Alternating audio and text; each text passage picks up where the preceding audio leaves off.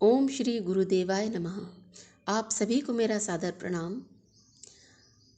आज मैं पुनः आप सभी से क्षमा याचना करना चाहती हूँ, क्योंकि आज भी मेरे गले में काफ़ी तकलीफ़ है। इस वजह से मुझे बोलने में तकलीफ़ हो रही है। यदि इस कारण आप लोगों को कोई तकलीफ़ पहुँचती है तो उसके लिए मैं आपसे क्षमा याचना करती हूँ। तो आप सभी को नव वर्ष की बहुत बहुत शुभकामनाएं। आप सभी के जीवन में असीम सुख, वैभव, संपत्ति के साथ ईश्वर भक्ति और आध्यात्म की ओर उन्नति का मार्ग प्रशस्त हो। इन भावनाओं के साथ में मैं आप सभी को इस नव वर्ष पे बहुत ढेर सारी शुभकामनाएं देती हूँ।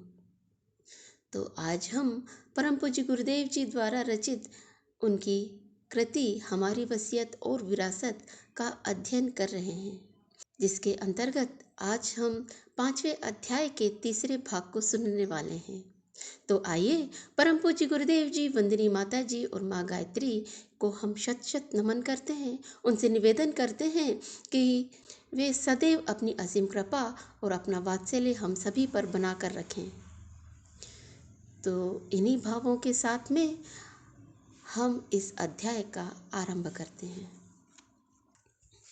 महापुरुष चरणों की श्रृंखला नियमित रूप से चलती रही।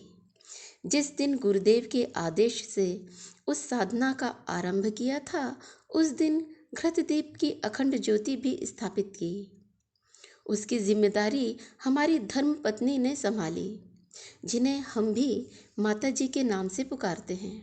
छोटे बच्चे की तरह उस पर हर घड़ी ध्यान रखे जाने की आवश्यकता पड़ती थी, अन्यथा वह बच्चे की तरह मचल सकता था, बुझ सकता था। वह अखंड दीपक इतने लंबे समय से बिना किसी व्यवधान के अब तक नियमित जलता रहा है। इसके प्रकाश में बैठकर जब भी साधना करते हैं तो मना क्षेत्र में अनायास ही दिव्य भावनाएं उठती रहती हैं।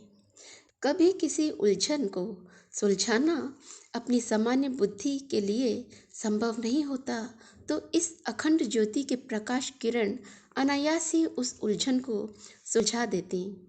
नित्य 66 माला का जप, गायत्री माता के चित्र प्रतीक का धूप दीप नैवेद्य, अक्षत पुष्प जल से पूजन, जप के साथ साथ प्रातः काल के उदीयमान सविता देवता का ध्यान, अंत में सूर्य अर्घ दान। इतनी छोटी सी विधि व्यवस्था अपनाई गई। उसके साथ बीज मंत्र का संपुट आदि का कोई तांत्रिक विधि विधान जोड़ा नहीं गया, किंतु श्रद्धा अटूट रही। सामने विद्यमान गायत्री माता के चित्र के प्रति असीम श्रद्धा उमड़ती रही। लगता रहा कि वे साक्षात सामने बैठी हैं।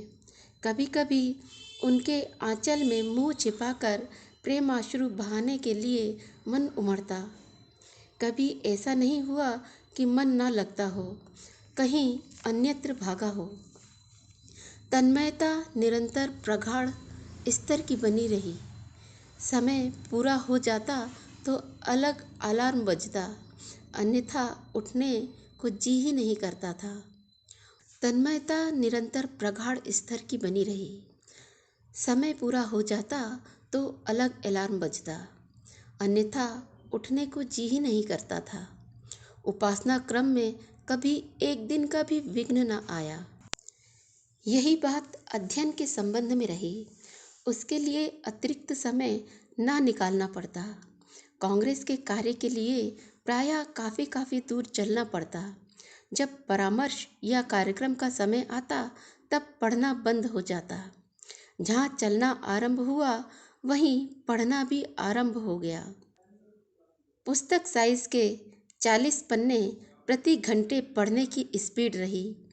कम से कम 2 घंटे नित्य पढ़ने के लिए मिल जाते, कभी कभी ज़्यादा भी। इस प्रकार 2 घंटे में 80 पृष्ठ, महीने में 4800 पृष्ठ, साल भर में 58,000 पृष्ठ, 60 वर्ष की कुल अवधि में 35 लाख पृष्ठ हमारे मात्र अपनी अभिरुचि के पढ़े हैं। लगभग 3000 पृष्ठ नित्य विहंगम रूप से पढ़ लेने की बात भी हमारे लिए स्नान भोजन की तरह आसान व सहज रही।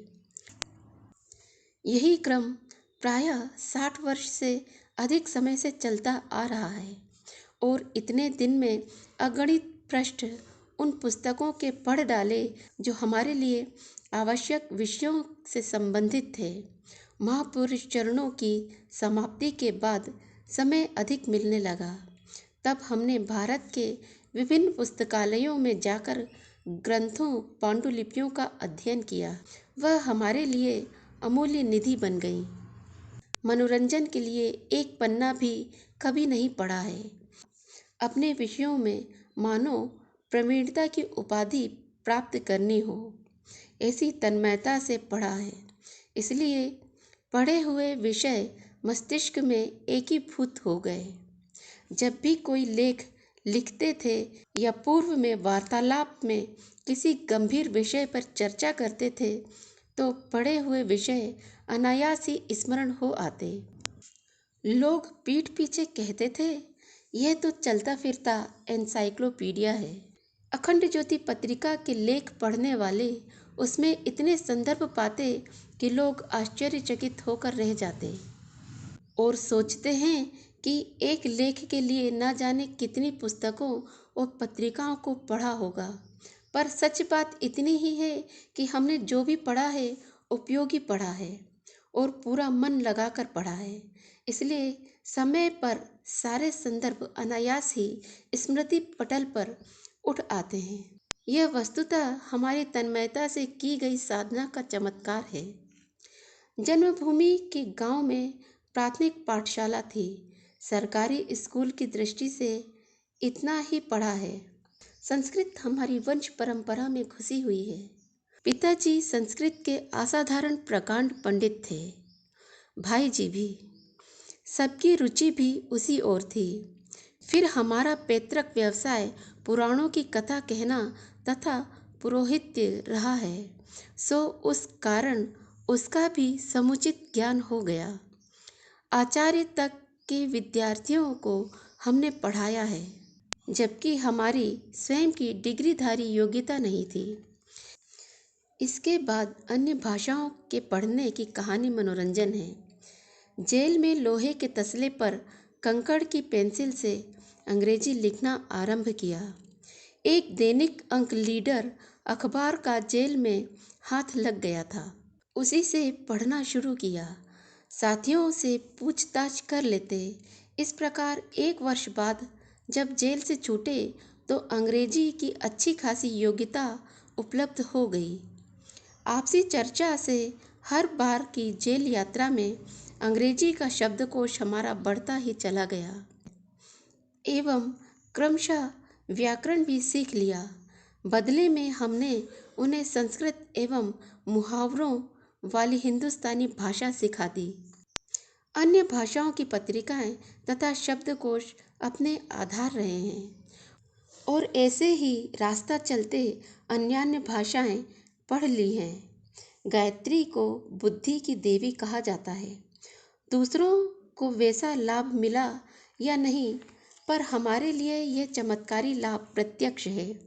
अखंड ज्योति की संस्कृत निष्ठ हिंदी में हिंदी के प्राध्यापकों तक का मार्गदर्शन किया है। यह हम जब देखते हैं तो उस महाप्रज्ञा को ही इसका श्रेय देते हैं। अतिव्यस्तता रहने पर भी विज्ञ हैं।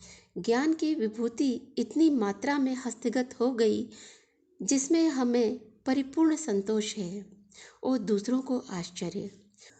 तो आज के लिए केवल इतना ही। इसके आगे की वीडियो में हम फिर मिलेंगे। तब तक के लिए आप सभी मुझे आज्ञा दें।